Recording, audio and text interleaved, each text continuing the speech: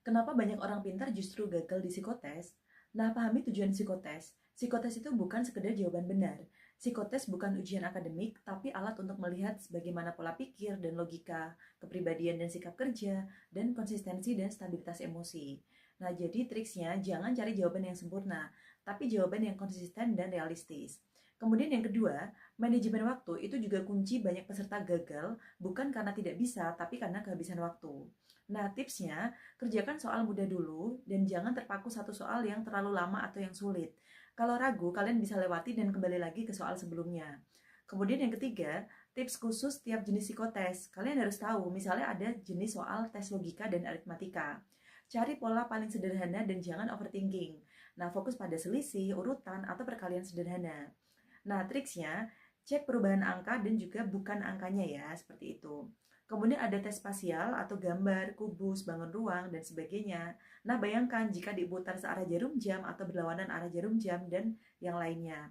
Perhatikan juga detail kecil seperti titik, garis, arsiran, atau pola-pola yang lain. Kemudian latihan visual juga jauh lebih penting daripada hafalan. Kemudian ada tes kepribadian seperti EPPS, tes DIS, dan Pauli-Krepeli, serta personality yang lain. Jadi jangan terlihat ingin tampil sempurna.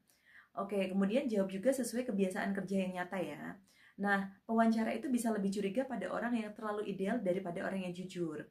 Kemudian ada juga tes warteg atau menggambar-gambar. Nah, ini juga bisa dengan cara kalian berlatih sebelum ujian ya, karena banyak tips dan triks di buku-buku psikotes. Kemudian ada juga gambar yang mencerminkan prioritas atau urutan ya. Kondisi fisik dan mental itu juga sangat berpengaruh. Tidur cukup ini juga penting ya, dan makan makanan ringan sebelum tes. Nah, datang lebih awal ini juga membuat otak kita lebih tenang karena tidak grogi dan juga bisa menjawab lebih konsisten.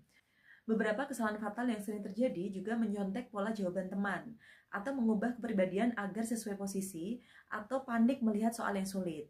Nah, ingat ya, psikotes itu menilai proses, bukan kesempurnaan. Kemudian, mindset yang harus dipakai itu adalah psikotes bukan untuk menjatuhkan saya, tapi untuk melihat apakah saya cocok dengan posisi ini.